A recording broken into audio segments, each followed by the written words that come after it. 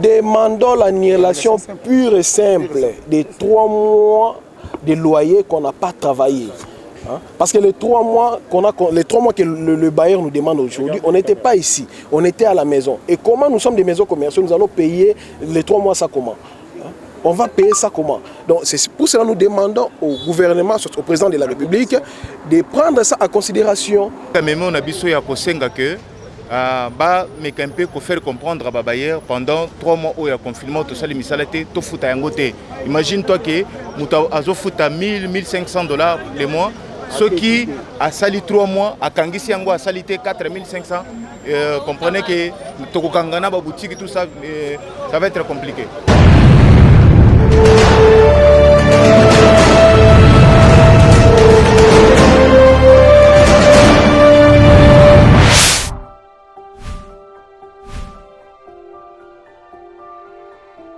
Et 089 85 34 586.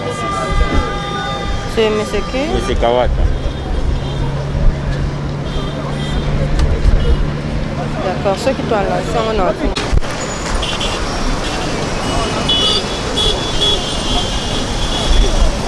Bonjour papa. Ah, tout ça. Oh, toi on a Villery. Tout le monde est en sensibilisation, ma casse, pour mener ça.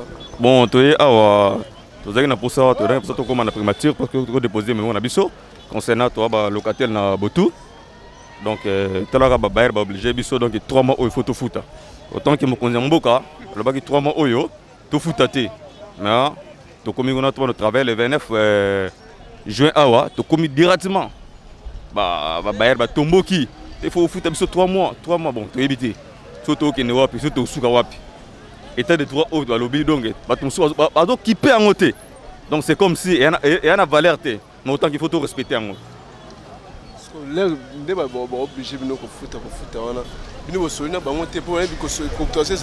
Tout solo il bango, on n'a même pas travaillé. Tout ça les locaux mon côté tout foot en papa. Tout foot en nengeni autant que mongo ezati. On sait que mouvement pas mongo ezati, tout foot en 3 mois. Pour faire un mandat pour besoin directement à un mois pour foot. Non, ce n'est pas ça.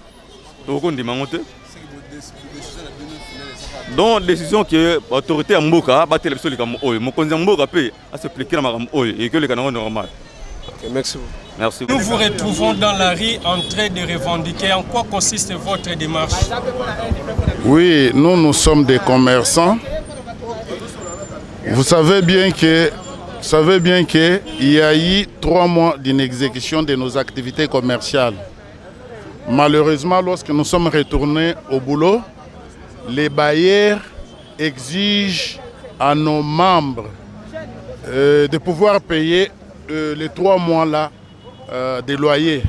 Alors que, selon l'article 294 de l'acte uniforme portant commerce général au ADA, en cas de force majeure, les débiteurs est libéré de son obligation de pouvoir payer son loyer. Voilà la raison pour laquelle aujourd'hui nous sommes sur la rue. C'est pour manifester notre ras-le-bol par rapport à ces comportements des bailleurs. Dès l'entame de votre marche, vous êtes barricadé la route par les éléments de la police. Vous comptez chuter jusqu'où précisément? Non, notre chemin est encore long. Nous allons jusqu'à la primature. Malheureusement, nous voyons la police qui nous barre la route. On ne sait pas pour quelle raison, alors que nous avions informé l'autorité compétente que nous devons marcher en date d'aujourd'hui. Malheureusement, nous voyons la police. Nous avions pensé que la police était venue pour nous sécuriser, mais nous sommes surpris du comportement de la police qui ne veut pas assez que nous puissions progresser avec notre marche. En informant l'exécutif provincial de Kinshasa, quelle réponse qui vous a été réservée? Moi, personnellement, j'ai été à l'hôtel de ville pendant presque toute la journée d'hier pour voir la suite qui a été réservée à notre information. Malheureusement, on a vérifié dans le registre, rien n'était dit. Alors nous avions compris que c'était déjà une autorisation, en fait, une acceptation tacite et nous devons marcher calmement sous la sécurisation de la police. Malheureusement, ce que nous constatons, c'est autre chose que ce que nous avions espéré. À travers marche oyo bosali lelo message vraiment ya motuya ezani n'est pas ya bakonzi ya mboka. Message ya motuya oyo tozosenga na bakonzi ya mboka eza ba intervenir, c'est-à-dire ba faire comprendre à babayeur na ba maison commerciale que confinement ya 3 mois oyo tosali musala te bango pe bayebi bien que misala salamité pour confinement ezaki likambo ezaki mokili mobimba, c'est-à-dire ba konzi ya mboka ba faire comprendre à bango pour na étape ya confinement to futa 3 mois oyo te parce que tosala quitté. C'est ça le message.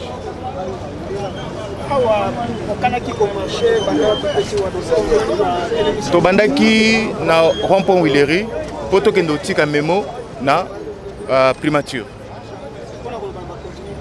Pona kotika memo na biso ya kosenga que ba mekampe ko faire comprendre à babayeur pendant 3 mois au ya confinement to sali misala te to futa yango te. Imagine toi que muta azo futa 1000-1500 $, le mois. Ceux qui a sali 3 mois, à Kangisi Yango a salité 4500, comprenez que Tokokangana, boutique, tout ça, ça va être compliqué. Merci. Nabiso et Soukika Kalelote et comme il y a faire il y a chaque jeudi Tokozala Nanzela ti Mokolo Oyo Premier ministre ako saleke babayer batosa mobeko parce que tolobite tozali na état de droit ezaka na politique te.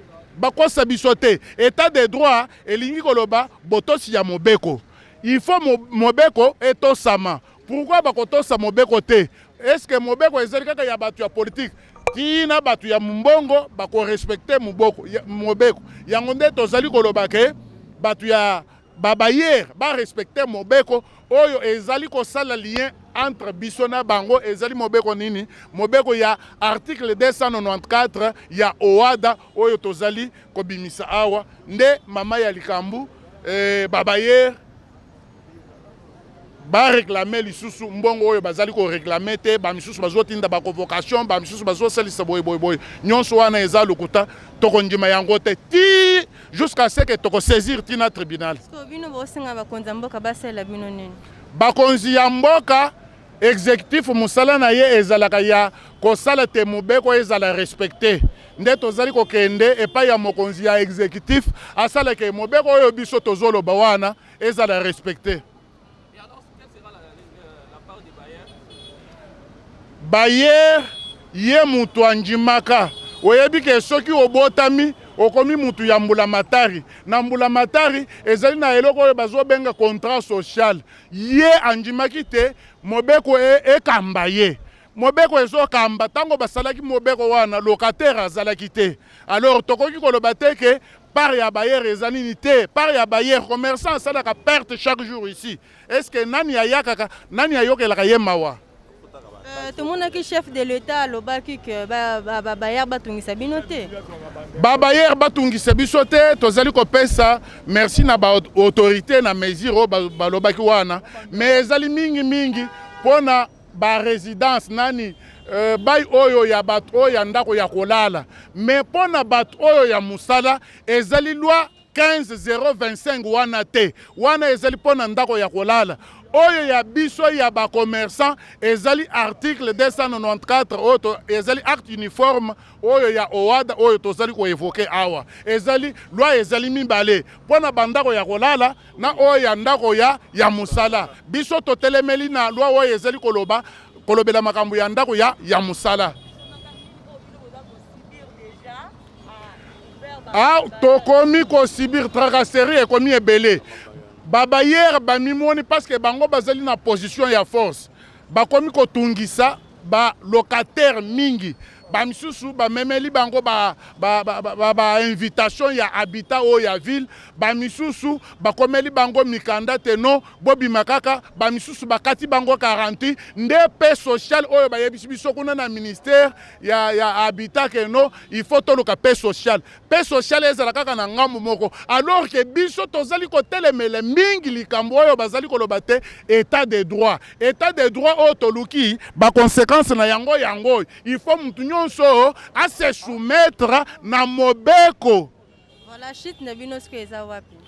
Tozali ko kendeti na primature mais awa tomoni ba pulusi bazali ko empêcher biso to lekawa toza juste na niveau ya Itaka Wileri awa toyebi te pona nini alors que biso tokomaki déjà mukanda o tokomelaki mokonzi ya ville ya Kinshasa pote bakoka ko sécuriser biso awa batelemisi biso na ba policier bazo linga toleka te mukanda ngo bokotisaki bakonzi ba mokanda ekotaki depuis le 20 oyebi soki bapesi eyanu te wana ezali faute na biso te ezali administration na bango biso tokomaki mukanda na biso réponse nde tozwaki te ata yake te bosala marche te ata yake oui bosala marche yango biso tozali obligé yake ba autorité bayoka voix na biso pourquoi parce que oyo ezali kosalema ezali lisusu état de droit o toyokaki wana te état de droit balobi te ke état de droit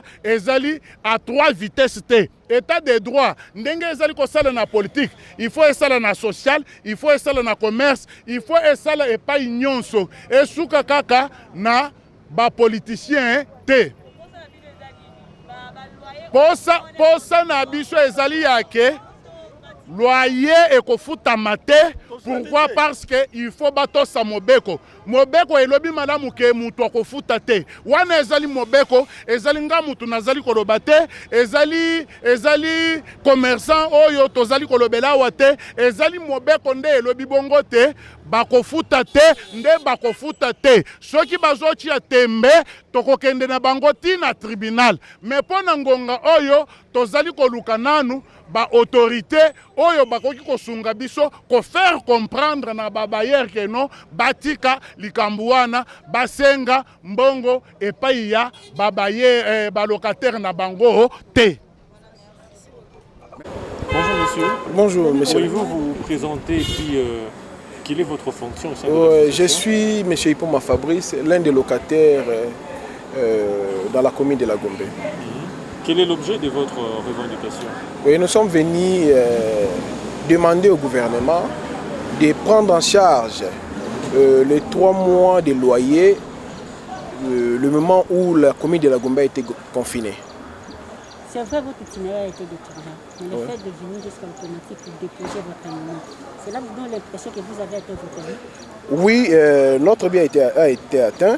Parce que l'objectif c'était de déposer les mémos auprès du Premier ministre et la chose qui a été faite. Donc nous sommes venus déposer les mémos malgré la police nous a dispersés au niveau de l'avenue des Huileries. Mais nous sommes quand même arrivés ici à la primature pour déposer notre mémo. Vous pensez que l'objectif a été atteint? Oui. De la journée? Oui. Et qu'est-ce que vous attendez des autorités? Nous attendons... Parce que l'on avait demandé à ce que vous ne soyez pas tracassés, mais du moins vous payez les 3 mois. Non, mais c'est la chose qui ne se fait pas sur le terrain. Parce que personnellement, je suis dérangé par mon bailleur. Mon bailleur me demande de payer les 3 mois au plus tard, les 10 août, où j'aurai cet argent. Aussi longtemps, je fais 3 mois à la maison, presque 3 mois et demi à la maison, que je ne travaillais pas. Donc je pense que non, le gouvernement va prendre ça en considération et il va répondre à nos besoins. Et au regard de votre démarche, qu'est-ce que vous demandez exactement à l'endroit des autorités de la République? Nous demandons l'annulation pure et simple des 3 mois de loyer qu'on n'a pas travaillé. Hein? Parce que les 3 mois que le bailleur nous demande aujourd'hui, on n'était pas ici, on était à la maison. Et comment nous sommes des maisons commerciales, nous allons payer les 3 mois ça comment? On va payer ça comment? Donc c'est pour cela que nous demandons au gouvernement, au président de la République, de prendre ça en considération. Parce que nous ne sommes pas en mesure de le payer où on aura tout cet argent. Pour le moment, on ne travaille pas bien. On a un problème de marchandises, on a un problème de vente et nous allons prendre les 3 mois où on aura cet argent pour payer. Et quel est le soubassement de votre démarche? Notre soubassement est juste et légal. Parce qu'on a vu ça sous d'autres cieux, que le gouvernement des autres pays ont pris la responsabilité, leur responsabilité. Et nous sommes chez nous au Congo, pourquoi le gouvernement ne veut pas faire la même chose? Non, on demande au gouvernement de la République de prendre ça en considération. Parce qu'on n'est pas en mesure de les payer. Merci beaucoup. Okay. Nous sommes des maisons commerciales, tu travailles et comment tu refous à 3 mois? Déjà beaucoup de accusation. Oui, tu as ici mémo, tu as déposé mémo malgré la police et permettait de marcher itinéraire et c'est qui déwillerie jusqu'ici, mais on a quand même fait un effort et on compte sa mémoire. Mais mon avis c'est juste simple, que nous voulons que le gouvernement de la République démocratique du Congo soit en charge les 3 mois et à loyer au qui confiné. C'est ce que nous demandons. Mais apparemment, est-ce que notre 3 mois il y a loyer au est-ce que vous foutez un poteau et un pot exonéré par la taxe? Bon, on a besoin de éviter. Parce que Covid-19 est ça, biso ba commerçant de to senga ki angote. Soit confinement ya commune à Gombe biso de to senga kité. Gouvernement mona geza malamu a confiné Gombe pour que malade et se propager. Et to respecter qui mesure ya gouvernement. Et le gouvernement en retour aussi doit prendre ça en charge parce que yene c'est tout vendre nanda mais comment nous allons payer quelque chose qu'on n'a pas consommé? Ba bayer na biso bazo senga biso to futa yango. Ba lobi biloko na biso ezaki loger dans la maison na bango. Négociation exacte. Négociation exacte. C'est pour ça que le gouvernement de la République, le chef de l'État, pour prôner l'état des droits et pour le peuple d'abord. Peuple d'abord on les abisso. Peuple on les abisso. Donc à en considération. OK. Quand il y a force majeure, moto ya zaki na mukumba ya kosala yango te. Pourquoi? Parce que ezalika ya force majeure. Ezali likambu yake moto apekisemi na kosala mosala oyo asengelaki asala pote azala obligé ya kozongisa ndenge bazoloba contrepartie asali yango te pote na conclusion ezaki vraiment difficile tango basalaki contrat ezaki difficile pote bakoka na ko préciser que maladie oyo ya coronavirus eza na nzela ekoki koya ko perturber makambo. Donc c'est un peu cela.